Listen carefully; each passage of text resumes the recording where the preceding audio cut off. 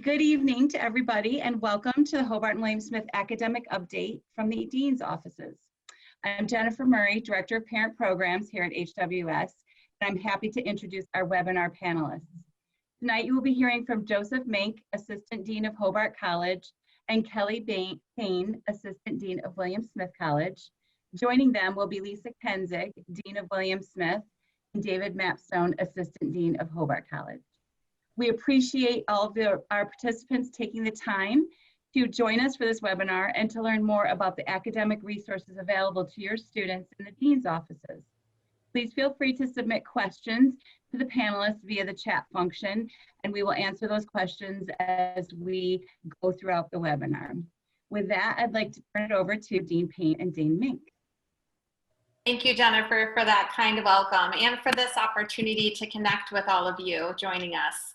We know how much you care about your students, and we want to work together with you to support them in their learning and their goals. The presentation is being recorded, so you can follow up there, but please also follow up with us if you have questions or concerns about a specific issue or about your students specifically. As questions arise, we'll be monitoring the chat, so please add your questions there, and we will open up this session shortly to your questions. Overall, the information that Dean Mink and I plan to share tonight should give you a good sense of the timelines of the semester and the particular pressures around midterms, for example, that your students may be experiencing. We also hope to kind of demystify some of those key moments in students' experiences this time in the semester and for what's ahead of us this fall. We'll also offer information about resources and give you a sense of how the Dean's offices are connecting with students on a daily basis with the overall goal of helping students through experiences and helping them navigate change. And this semester, if it's about anything, it's about confronting change. So we'll move forward with that together. Just to give you a sense of how we work together, the Hobart and William Smith Dean's offices, for those of you who haven't had a chance to see them or visit us there, they're on the first floor of Smith Hall, and we've been open and connecting with students in a variety of ways this semester. Joe and I, for example, work together regularly as class deans, and Dean Lisa Salter and David Mapstone also serve as class deans working together. And I'm going to go ahead and share some of our slides that we've prepared for you this evening to give you a sense of our work together, and we'll go from there. So we work together on a class dean model, and what that means for your student is that we get to know them and they get to know us, and we are connected through their four-year experience together. So here I'm providing some information so that you can connect your student with us and encourage them to get in touch with us if they haven't connected with us already, and you yourself can get in touch with us using this information. So Dean Mink and I work with the class years of the current juniors, the class of 2022, and then also with first years in the class of 2024. And Dean Mapstone and Dean Salter work with classes of 2021, our seniors, and the current sophomores, the class of 2023. And I think the advantage of the class dean system is that we'll be with your students for all 4 years, and that'll make a big difference because over their course of time at HWS, they will probably have 2 or 3 different academic advisors. Their first academic advisor is their FM instructor, and then they'll get a new advisor once they declare their major who has a substantive expertise in their interest. But between that change and the possibility that someone might be gone for a semester or a year, the one kind of constant point of contact will be their class deans. And that consistent point of support is particularly important, I think, because students share stuff with us about their journey and how they're processing their experiences from the first semester onward. So for us to get to know students from orientation to graduation does allow us to kind of know their story and witness their journey through Hobart and William Smith colleges and just the college experience overall. And we also can help kind of intuit what are the resources that they need at a given time. In terms of the academic calendar, that's part of our role of helping students pace themselves through kind of the key moments and the high pressure kind of time timeframes within the semester. And so you may be hearing more from your student this time of year. We're now in week 5 of our academic calendar. And this is the time when, if your students haven't started experiencing a lot of assessments, whether that's in the form of quizzes or major exams, essays that they're turning in, or larger projects that are becoming due, this is the time of year when students start to feel that pressure of deadlines. And so I think one of the consistent messages that we try to convey to students is really that being communicative is what is going to help them through those experiences. So communicating with faculty, communicating with their advisor and with their dean are particularly important. And I've just shared a kind of snapshot of the academic calendar that we're coming upon, so you can see some of the dates that are coming up that will be important to you and to your student. And I think this is a good time of year if you haven't had a chance to really talk about assignments or projects or ways that your student is kind of navigating their coursework and really absorbing it and making it their own and putting their own spin on the learning that's happening in their classes. This is a good time of year to ask those open questions about what they're learning and what they're connecting with. And if they do articulate concerns, I mean, the 3 moments that we're highlighting to a certain extent are always moments where students will feel stress. But if they have a particular concern about their classes or their midterms, the 3 questions we listed below are the ones that we always recommend parents ask their students, because it's the kind of questions we'll ask them. And that is, have you been talking with your instructor? Have you talked to your advisor? And have you talked to your dean? Just because when students get under stress, specifically at midterms, the first time, so this would be, it'll be true for all 4 years, but those first year students will experience this, I think, in even a greater intensity, is they really start worrying about those moments of assessment. And so the one thing that you can help them is to make sure that they're communicating with the people they need to be communicating with.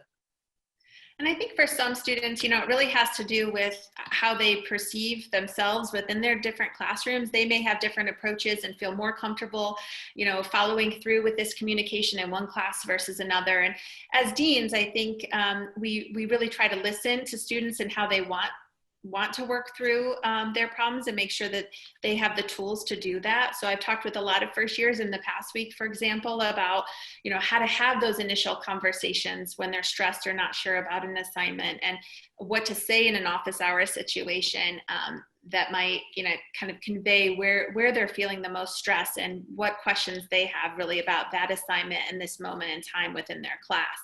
I think the tendency can be to kind of be under the radar, shrink away a little bit, pull back.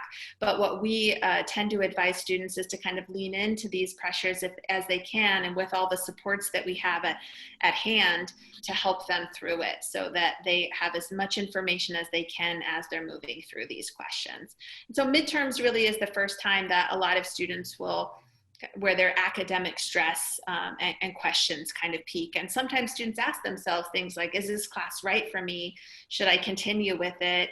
I don't think I did well on this exam. Does that mean the class is done for? And so we can really, you know, in these situations, students have options and faculty want to help. And so working with their advisor and with us, we can kind of be a team of support to help them through these questions.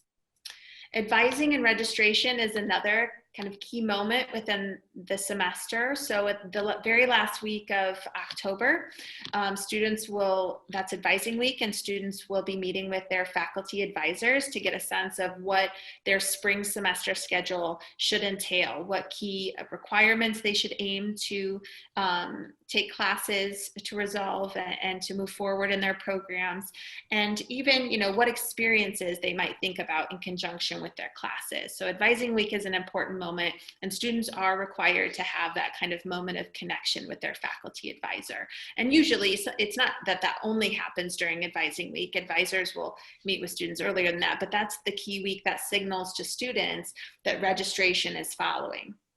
And so then for the next 2 weeks, students will have early registration for their spring classes.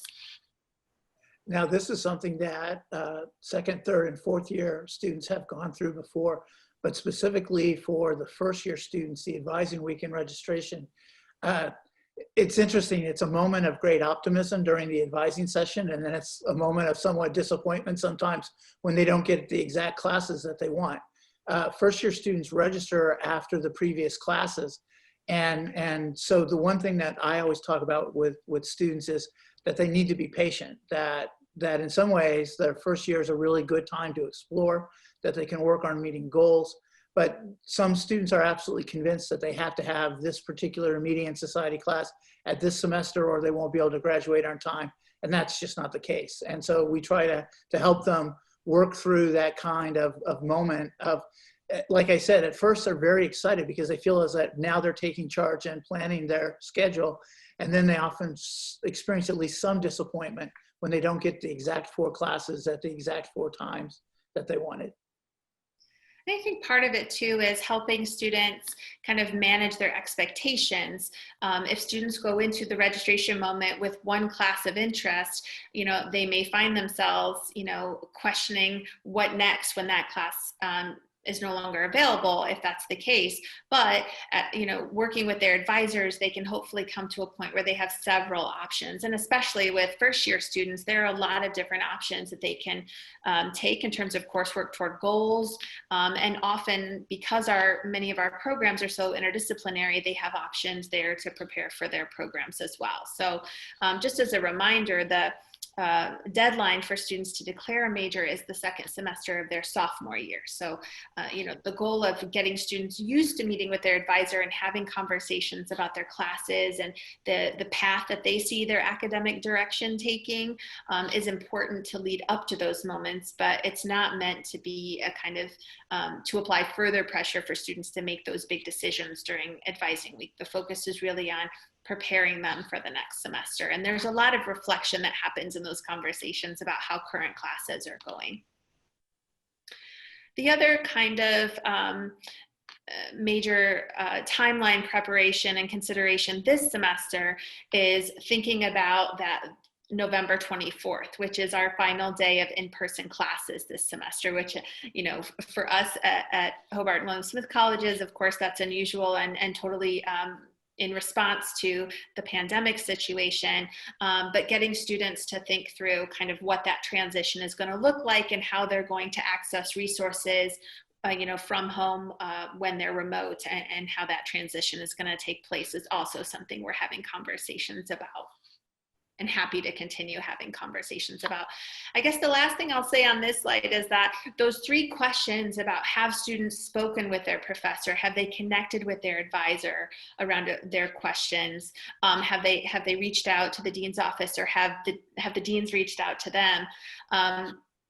These are all situations, I think, where encouraging the conversation is the most important part. And I know for a lot of students, especially the first years I'm talking with, this time of year, that's really hard to get to feel that it's okay to ask for those conversations can sometimes be tricky. So we are happy to help students prepare for those conversations too, and be helpful in any way we can in connecting them.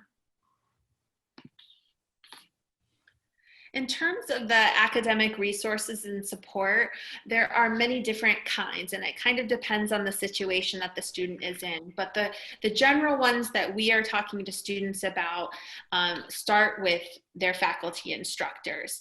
I can't speak to how important office hours are. It's a resource that is available for every student in every course. Now, it is true that sometimes students may not have the office hour of a particular class available in their schedule. They may have another class scheduled during that time. But in general, our faculty, are open to scheduling an alternate time and open to having these conversations with students. So encouraging your student to reach out about office hours and to have conversations during those moments when faculty are already ready and they're waiting for students to connect with them is great. It's a fantastic resource, and they're there weekly, so it's a consistent resource that students can rely on. And I know, for example, last year in connecting with one of our chemistry professors who was teaching an intro course, he had students lined up every week during office hours and consistently offered help to make sure students had the tools that they need to navigate specific assignments and to keep up with the course material. So office hours are a tremendous resource and ones that students can rely on throughout the semester. And in particular, I think that the office hours are important because, again, this is going to be an emphasis for me, at least for first-year students, but I think this is true for all 4 years. And that is one of the difficult things about transitioning to college is that you're expected to have not only a kind of higher level of substantive knowledge, but that over the 4 years, the expectation is that students will be developing skills at each year so that they can go into more difficult courses, that they can become more capable in terms of being able to ask and answer questions on their own, which means that the faculty instructors are just an invaluable asset for them in both learning that substance, but I think just as important in learning the kind of academic skills they need to be able to succeed. And I think there too, the faculty instructors are there with your students every class time, every week, consistently. They're seeing the ways that students are engaging or at times disengaging from classes during the class meeting. They're also aware of patterns that are coming up in students' assignments, and they know kind of the level of reading and writing that they're asking students to complete in terms of the coursework in their class. So, when faculty reach out to students wanting to connect with them, that's another kind of gesture of support. And I know this is the time of year too when we in the dean's office receive messages from faculty about seeing patterns with certain students and wanting to make sure that we're connecting with them and really helping students to find their network of resources. And these these resources here on this slide are just part of that network. The Center for Teaching and Learning is a huge resource, and I know Dean Mink and I work closely, and Dean Mapstone and Dean Salter, all of us work closely with our colleagues there, including around kind of the learning resources that are available for particular classes, programs like the Teaching Fellows, which employs a peer mentor model to connect students with learning resources for particular disciplines. So, STEM disciplines, economics, it depends on any given semester kind of who the teaching fellows are and what their disciplinary strengths and abilities are, but there are teaching fellow peer mentor opportunities every semester. And there are also writing colleagues connected to particular classes. So some of our faculty who engage a lot with in-depth writing assignments will assign a writing colleague to their class, and that's another kind of peer mentor resource that is offered through the Center for Teaching and Learning. For first years in particular, Ingrid Keenan in the Center for Teaching and Learning supplies first year seminar professors and shares them with those of us in the Dean's office as well, first year learning tips. And there's a new tip highlighted each week that then that information gets out to the first year students in those classes as well. So just as much as we're telling students about the range of resources, we're also trying to make sure that it's not overwhelming to them and that they're given information when it's meaningful to them in a kind of paced and relevant framework. The one thing I would add about the teaching fellows and the writing colleagues is because it's peer mentoring, a couple of things that I've noticed is that some students who are nervous about asking for help directly from faculty members often feel much more comfortable working with their peers. They don't feel as though they're asking questions that are inappropriate or that they should know.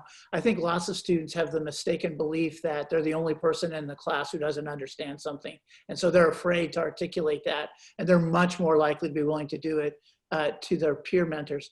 I also think the really valuable thing about teaching fellows and writing colleagues and study mentors, which can be arranged through the CTL, is that these are really good students. And so in some ways they model the kind of academic skill development that we want all of our students to be able to participate in. So, and in some ways, they kind of become a peer mentor, but at the same time, they're also helping students understand what they actually need to do to succeed. And so I find them really helpful for most students at HWS. And this semester, in response to kind of the challenging learning environment because of the pandemic, the CTL is offering these resources for students in the formats that both the peer mentor and the student seeking the services are comfortable with. So there are some opportunities for in-person meetings, and then also Zoom sessions and virtual kind of connection. So I know that, you know, for some students, they really want one format over another. And so connecting with the Center for Teaching and Learning directly, students can learn more about that. The other area of support that I think is really important is as students are navigating the various levels of academic stress and, you know, trying to figure out their place on campus and their path intellectually in terms of our disciplines and coursework, I think it's helpful for students at times to connect with you know, confidential resources with resources where they can get some kind of social and emotional support. And so the Counseling Center and then our Office of Spiritual Engagement are also resources that we will connect students with. And you know, finally, as a kind of 360 connector to all of these different types of programs are the dean's offices. And we are connecting with students by phone, by email, throughout the semester, and that work is ongoing, and it's usually not about one, you know, discussion or one contact point. It's usually developing a relationship with students. So we talk and then we follow up, and then we continue that conversation as they work through situations with classes and work through their questions. So if your student has a question and has maybe connected with some resources but still feels a lingering sense of stress about it, please encourage them to get in touch with us, because, you know, Dean Mink and I are working together, especially with this first year class, to help them connect with us personally, knowing that, you know, things are a bit different for them in terms of their engagement on campus and the levels of people that they've had an opportunity to meet. So we're happy to help students and to connect with them in the ways that they're comfortable and about the questions that they have at that time. So I think Dean Mink's sense that sometimes students don't know the right words to use perhaps, or the certain way to articulate things. They think there's the right way to say something and not. And in the dean's offices, we're just here to help students. So we'll meet them where they're at and help them move forward from there. These are some examples of those resources. So I wanted to make clear that it's not that students have to always seek these out. These are examples of resources that show up in students' HWS email inbox, resources that students are kind of, that are pushed out to students, and then students can take advantage as they need to. So the example we gave of teaching fellows, so some of those are about writing, some of those are about qualitative kind of work, and the other example is from one of the first year study tips that Ingrid Keenan sends out to students to help them develop the skills that we don't assume that they have when they walk in the door. We know they've been successful through high school, but there are some strategies for classes at the college level that we're happy to share with them to help their learning.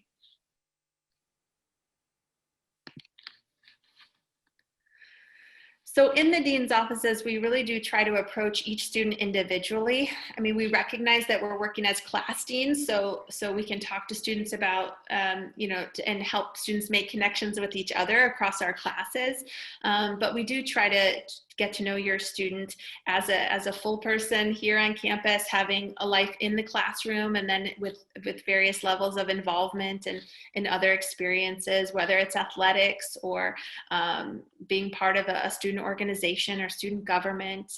We want to help students connect and lead a full life on campus. So we are getting to know students, and especially in this first semester of the first year for the class of 2024, we're doing a lot of kind of outreach and connecting with first year seminar faculty to get to know students and ways that we can serve them and help support their learning.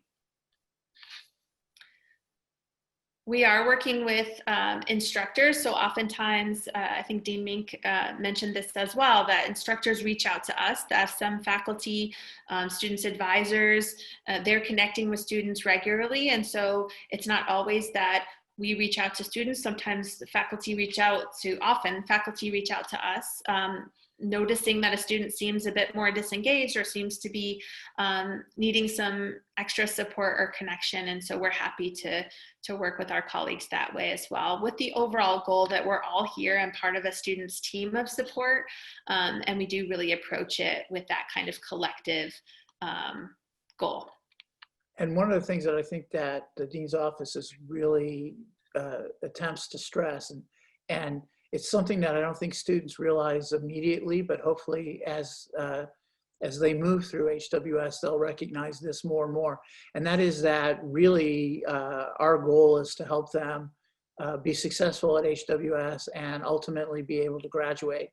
And so that same kind of way in which sometimes they're more comfortable talking to peer mentors, sometimes you're going to find that your student is reluctant to talk to the deans or go to the dean's office, and you should really encourage them to come talk to us. That's not something that we're going to be worried about that they didn't know exactly how to phrase, or that they can even express exactly what their concerns are at a particular moment. Our job is to find them support and get them connected to the people on campus that can help them succeed.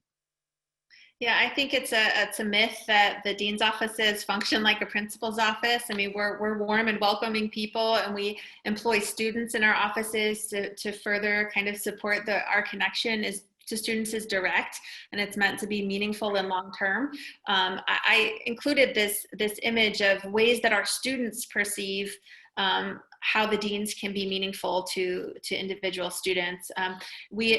Both deans offices have a number of fantastic student workers who help us in a number of ways, and some of our William Smith Dean's Office student workers put together this visual of the deans being, part of the full 360 of a student's experience, and not only transitions from year to year, but becoming more involved and then helping students through a particular experience. So our goal is that the academic experience at the colleges is a launching point for students' future successes. So anything that we can be doing to help your students make the right academic connections and move forward with their program is our goal. So with that, I am going to turn things over to questions. It looks like one of the questions we got is about, can we reach out to students who are struggling even if the student doesn't reach out to them? I think just generally, we're happy to reach out. If you notice a concern regarding your student, I think it's most helpful if you can let them know you're reaching out, or better yet, kind of include them on the message. Or if you want to have a meeting with us, we can include them in the meeting so that they see us working together as a team of support. When possible, I include the student in whatever discussion I'm having about their experience, because they're the ones having it, of course, and they're the ones that need to hear, I think, firsthand how people can work with them, their supports from home and you all and their family, and also their supports here on campus, that we can work together to help them move forward. One question we got was about advisors and how they get their second one. Yes, their FSEM instructor is their first advisor, and will usually work with the student all the way up until they declare their major. But when they declare their major, and this was one of the reasons why that it's the second semester of their second year generally, that way hopefully they know enough about the department and they have some sort of relationship with some of the instructors in the department so that they can work with somebody that they feel comfortable with and that will be able to help them navigate the major. And so the second advisor is someone that they will choose. They also have the ability to change their advisor during the first 2 years. If for some reason they don't feel completely comfortable with their FSEM instructor, they can talk to the dean's office and we can help them. The paperwork is actually done in another office, but we can help them navigate that as well. Another question we got related to kind of students connecting with us is, about how that outreach can happen. And so I guess what I would advise there is we do connect with first years. We had a presentation at orientation, and then we're continuing to reach out on a regular basis weekly to connect with students. And I think our students are pretty good at word of mouth that the dean's offices are helpful resources. And our faculty colleagues are also bringing students our way and bringing attention to students who are in need. So quiet students tend to be students that faculty write us about early, because this is a campus that in some ways, caring happens loudly and fiercely, and we're very friendly. And so if a student is seeming, quiet, it's not read as a negative at all, but I think it lends itself to wanting to make sure that students who are maybe a bit more taciturn still have opportunities for robust connections. And so we do hear from them. If you have a student you want to connect with us, feel free to email us. And we can help students connect in a number of ways. I also have been, I try to ask students what their interests are, and if I can make a connection with even if it's related to another office or a student organization, if I can help introduce students to a particular person within that network, so that they don't feel like they're just kind of wandering from one office unit to another, that they really feel like it's a personalized connection. That's our approach. We have a couple of questions about work study. And I have to be honest with you, I don't know that I can tell you an exact answer. This year, because of the pandemic, I know that there are fewer positions on campus than would be traditionally. Career Services has been putting out a list of part-time jobs in the area, but that's not necessarily the work study jobs that we were asked about. That is something that I can try to look into. If you have a particular student who's concerned about that, you can have them contact me, and I will try to find out the answer for them.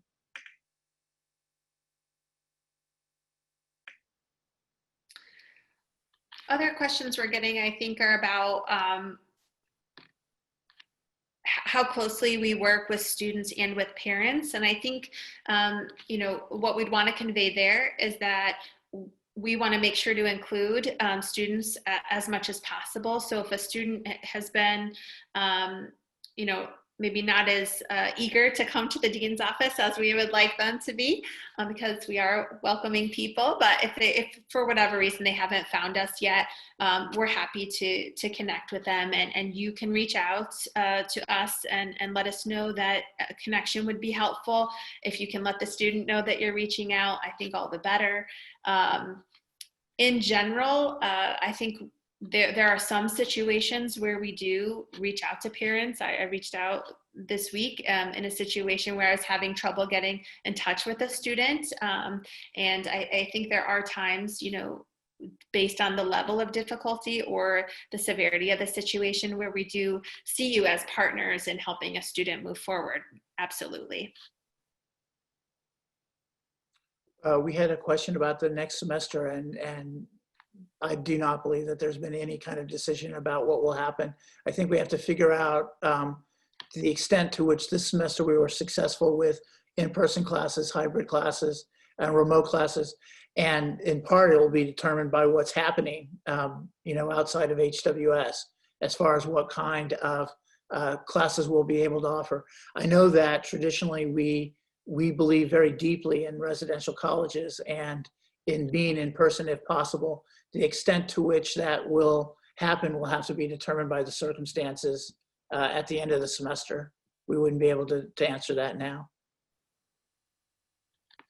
And I would just say overall, I think we're working really hard to try to give students as much of the residential college experience as we can, safely within the parameters that we have as an institution because of the pandemic, that we're really trying to be creative in the ways that we connect and how we help students connect with each other. Well, and I think that's one of the reasons why that third moment during the academic semester will be an important one, is for a lot of students, they've been able to have more connection specifically with their faculty members. And if they've been in a hybrid class or an in-person class, that last couple of weeks after Thanksgiving will be different than what they've experienced during the first part of the semester. So that would be a good time to kind of connect with your student and make sure that they're feeling comfortable with those last 2 weeks, the last week of classes and then the finals week. Kelly, I just wanted to make sure that you guys saw there was a question about students who are signed up to study abroad next semester and whether or not they should be registering for classes on campus just in case that's not going to happen. That's the approach that we took for the fall, and I think it worked out really well for those students. Dean Kensig, I don't know if you want to say more about that. Yeah, David and I are partly on this call because we're both parents of current students as well. So hello, my friends who are in the same boat as we are. My daughter's a junior and is scheduled to go abroad next semester and has all the same questions, and I understand all that same anxiety as a parent. The Center for Global Education, which I think you all know is just terrific and one of the best in the whole country. Main reason my kid came to school here, despite the fact that I work here and that wasn't so appealing, was for the study abroad experience. And she's still hoping to go abroad. The office has assured us that they will make all decisions by October 1st about those programs, consulting, of course, with our partners abroad who are really in many ways the ones who end up making those decisions. And then we will communicate that out to students and often to families as well at the beginning of October. So that's well in advance of when students would meet with their advisor at the end of October and register for classes in November as well. So that will be helpful, I think, for all of us who are parents of planners, and certainly for those of us who are parents of not planners. So we'll all know by early October about the programs for spring, and then students are being offered the opportunity where possible to be able to go abroad next fall or next spring, or to have other opportunities to go abroad. So obviously that's a major draw to Hobart and William Smith, and so we want to make sure students continue to have those opportunities when the world is a little bit different. But I'm still hoping it works out for next semester. I'll jump in real quick, Kelly. Simply that, obviously we've had to postpone study abroad programs for a whole calendar year now. And that is, as Lisa said, that's one of the main drivers for many of our students to come to Hobart and William Smith. And we need to find other ways to get our students international and global experiences. So one of those ways is to beef up some of these summer and J-term opportunities in which the global education program has done. So I would ask you and your student to start looking at other opportunities, other ways to get your student abroad, have that experience, knowing that it may not be the type of experience that you expected.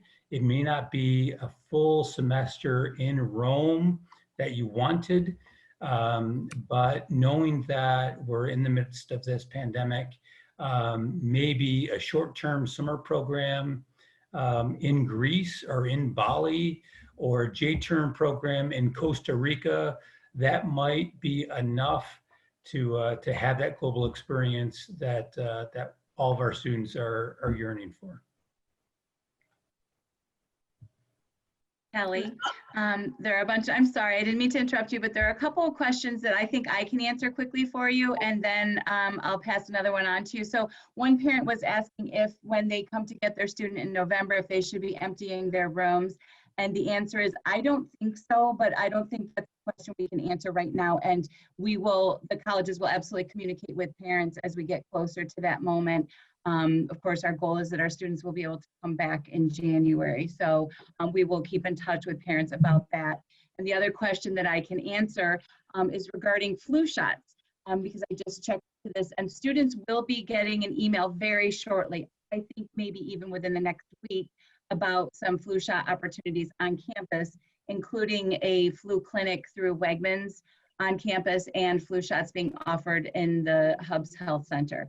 So parents, please remind your students, just keep their eye on their emails for that information. And then I don't know if you see this, Kelly, but one parent is asking about whether we know what classes next semester will be personal, hybrid, or remote. I think it's so I can just talk a couple questions ago too, to say that the primary way that we communicate with students is through their HWS email account. And I know that that's a skill, managing all the emails that students have. So, you know, a reminder, have you checked your messages? That's helpful, especially for first year. So I'll just pin that as a kind of caveat to other questions. This semester, our colleagues in the registrar's office and in the provost's office did an amazing job to pull together information about the instructional modality of classes, so that students had information before the drop add period about whether classes were remote or hybrid or in person, and kind of definitions of what each modality meant. Of course, there were some nuances as students connected with individual faculty in their classes, and I expect that moving forward, that kind of flexible model may continue as we need it to in response to the pandemic. So all of this will depend on kind of the nature of the pandemic and what we're confronted with in terms of managing that really significant health situation. And of course, our senior staff, Dean Kenzig, others are working, you know, on these bigger questions about kind of what future semesters will look like, and hopefully, you know, as always, thinking about the whole student and trying to give as much of the residential college experience as we can offer safely given the situation. So we will communicate that information to students, and the registrar is already now experienced in detailing that course modality in our PeopleSoft student information system. So as we need it to, that information will be available.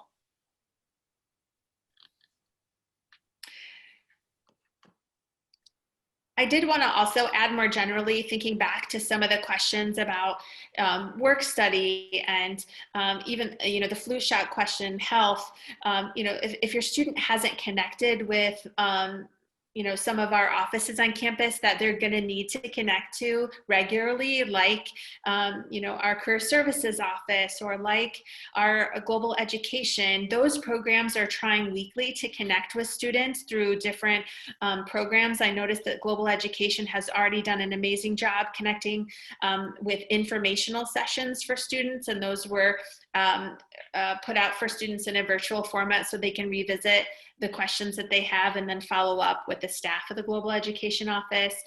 They're doing also kind of virtual trivia nights and other kind of ways to connect students and bring some fun into how students are thinking through their planning.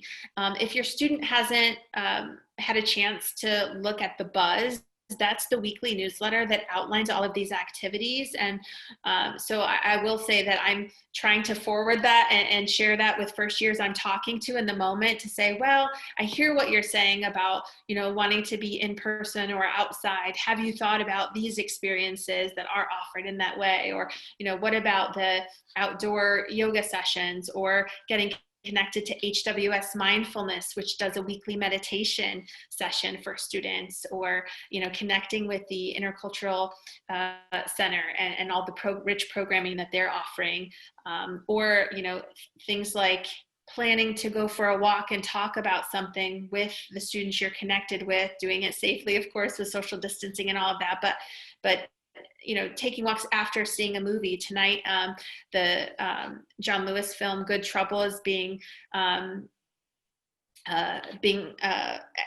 offering a shared experience around that film, thinking about civic engagement. And so, you know, maybe there are some connections that can happen around those kind of events. So I think making sure students realize that oftentimes some information about really great and engaging programming is just waiting in their inbox. And so if they can start to get into habits of viewing that critically and maybe saving some pieces they don't have time for. I've talked a lot with students about kind of how to manage those experiences, because we do want students to have balance, you know, stressing about all of their academic pressures and wanting to do well, because of course we know that they do care so deeply about academics that, you know, they need to balance that with taking care of their health and wellness. And so we're trying to model that for them and help them connect to those important programs. And in terms of health and wellness, we got a question about the gym. I don't know, David, if you want to. Yeah, sure. So I think Jennifer did a little bit of research on this question ahead of time. And this is a really important question. It gets back to what Kelly was saying earlier about health and wellness and well-being in the time of COVID. Obviously, we're worried about the pandemic and the spread of the virus, if that happens and when that happens in the Geneva community and on campus. But we're also worried about regular routines for students and the regular health and wellness of students. And we have a very active student body. We have a very healthy student body. They're physically fit and they're mentally well. And part of that has to do with physical fitness. So luckily, it's been very nice in Geneva, New York. The weather has been very, very nice up here. I think I can speak for all of our panelists.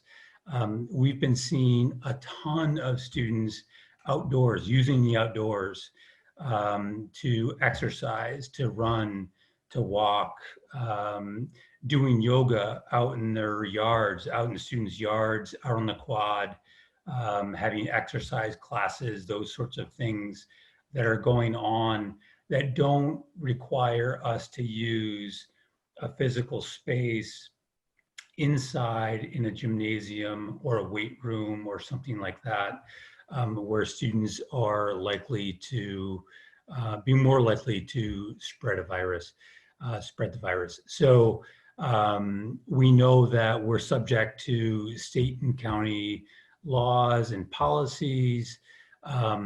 We have our own policies at Hobart and William Smith.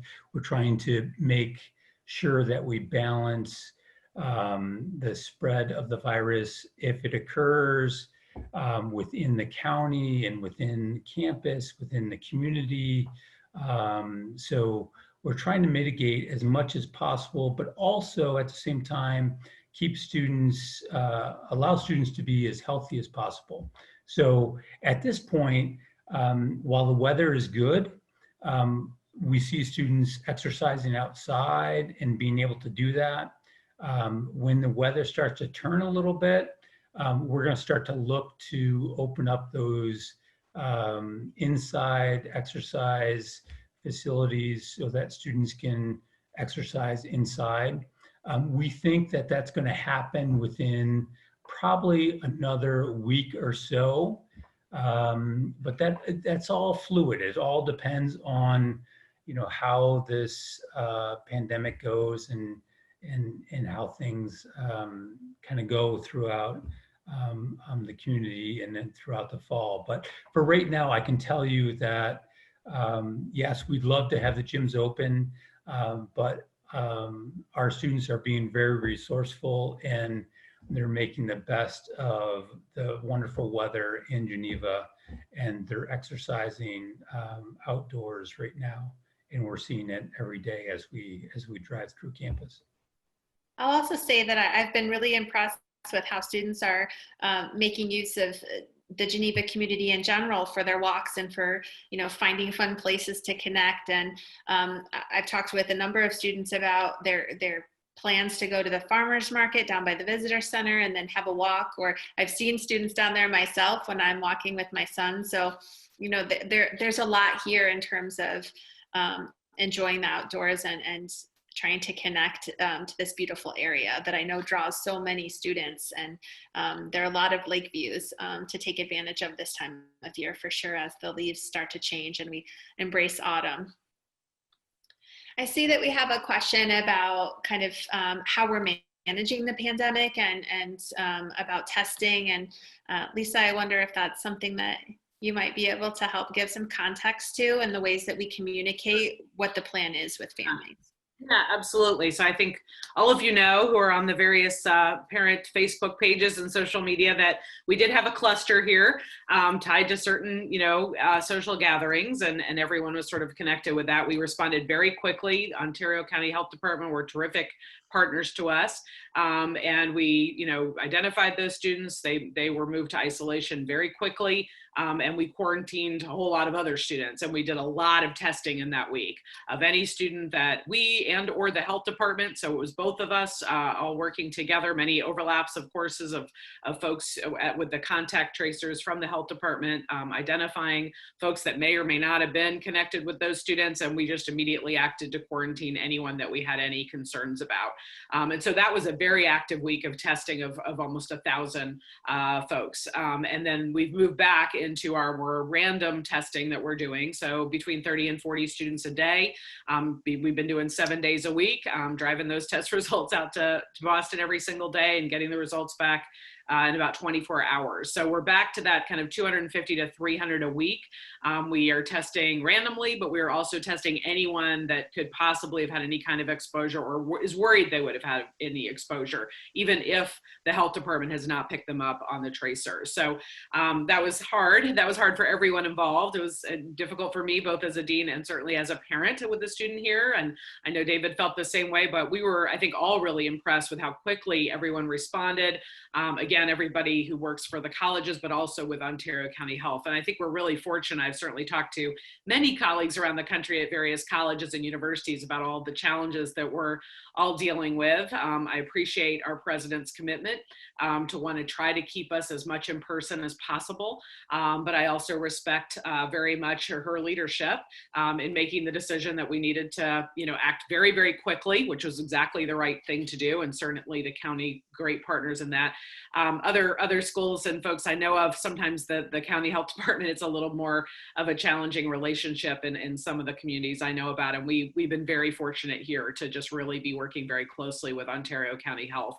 And they've been very responsive. So we're happy about how that's been moving forward. So we're back to that random, and then anybody who has any concerns, 250 to 300 people a week. They're at the health center. And then of course there are other people who go and get tested locally in other areas. All of that, regardless of where they get tested, gets reported back to Ontario County Health. So, I think we handled that pretty well. I think we'll just have to keep monitoring every single day and being really vigilant about it like everyone else is. But we are trying very hard to do everything we can. And I think David said it very nicely to mitigate all the different needs, particularly that our students have. Their health there's nothing more important than their health. I feel that way for my own daughter, certainly David's daughter, both of whom are students who are here, and all of your children as well. And all of the health of the people who work here. That's number one for us right now.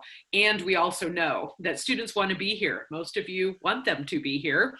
And, we recognize that and are trying to do everything we can to keep going every day. And it's, there are days that things are great and days that it's a little bit more of a challenge. But I'm grateful for the weekly updates that are going out. You should be seeing those. One just went out yesterday from our provost and from Rob Flowers, our VP of Student Affairs, who's really been the key person monitoring all of this and overseeing it and connecting with the state health departments and everything else. Those come out every single week. And I know they get shared in other social media areas. If you're not on that list, obviously, please be in touch with Jennifer and she'll make sure that you're getting those weekly updates. But we're committed to continuing to communicate as much with you as we can, as well, of course, with all the students and employees and everyone who is right here in Geneva with us. So I hope that helps. I think it's very helpful. And I think it also conveys this overarching sense that it's consistent with all the ways that we work, which is we work together and we work to try to make sure that our students have the information they need to move forward. And I know I've heard from students who are, that is one email that now they're watching for, and certainly appreciate the help that's offered there. I think Kelly said earlier, care happens loudly here. I love that. I wrote that down because I thought that was terrific. This is my 18th year here. David's worked here even longer than I have and is also an alum, but I think that's been true for this place. I think it's something that's different from anywhere else that I've ever worked, and that idea of care happens loudly here. I think it was really loud in these last couple of weeks as we were coping with all of this, and that should probably be the motto for HWS, care happens loudly. Well, and And we listen intently. I mean, Joe and I meeting students, this is true for David and Lisa as well. You know, we're trying to listen to what the experience is, knowing that we have classes of students, of course, but that your student experiences their life on campus individually and personally. And all the research in neuroscience and other areas that as educators we keep tabs on tells us, you know, directly that the way students feel about their learning does impact how they are able to move forward with it. So we do try to listen intently and care about your students, and make sure that we're able to connect them in the ways that are helpful and meaningful, and the ways that they welcome, you know, making sure that students feel a sense of ownership and autonomy where, you know, in their student experience, so that they can move forward in a way that empowers them, is our overall goal. And in the way that we can be helpful to you, as you help to support your student, let us know. So we're here to help. Kelly, I just want to step in for a second and just expand a little bit on what Lisa was talking about with the testing, because we did have a parent concern that maybe that's not enough testing. And what I want to reiterate is that while it is random, it's actually kind of focused on certain groups. So we test somebody from every floor in the residence halls, and we test somebody from every team, and those people change throughout each week. So it's not completely random, but it's sort of an organized randomness, I guess. Not a word, but I will say that. If people have more questions about that, please feel free to contact me offline, and we can talk a little bit more specifically about that. But it is an organized way that we are doing this. And I know that the Campus Life team is constantly keeping watch on trends and what we need to do. And if we need to bump up our testing, they absolutely will do that. So that is something that we're always looking at on the campus. Thank you, Jennifer. That's very helpful. And I want to thank Jennifer for, you know, you serve in a big way as a bridge, you know, when you're connecting with parents and students, family members, and supports at home, making sure that they understand the work that we do and how we can be supports to students. So thank you for this time, for sure.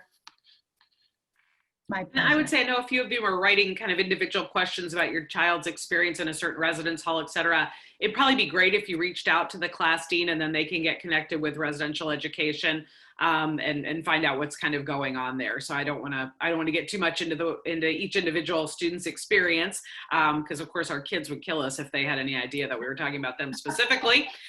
But you know, if you want to reach out to your class dean and send them an email, then maybe they can follow up and find out what's going on. I think that would be great. I also wanted to mention, I've seen a few questions about Res Ed and RAs doing special events with the students. And I'm not sure that question can be answered here, Kelly and Lisa. If you can answer that, great. And if not, I'm happy to have parents contact me tomorrow, and I will put my email and contact information in chat, and I can look into that a little bit more to help answer those questions if we're not able to answer that today. Yeah, that's what I was referring to as well. So I think those are important things, and we need to find out, and maybe those are students who particularly as first years need to be contacted by Joe and Kelly. Those of you who are parents of first years are really fortunate to have these two as class deans. I mean, they work very well together. They care deeply about our students, and we are always happy to follow up. You know, if you're not feeling like something is going right here, obviously Jennifer can help, and either of them can help. And any of us are always, Jennifer just put it in the chat there, her information for all of you, and you should be getting probably the regular updates that I know I get from her as a parent. So please definitely reach out to her to do that. And you can find all the information about the dean's offices on the webpage for HWS as well, if you're looking for a particular dean and maybe missed that very first slide.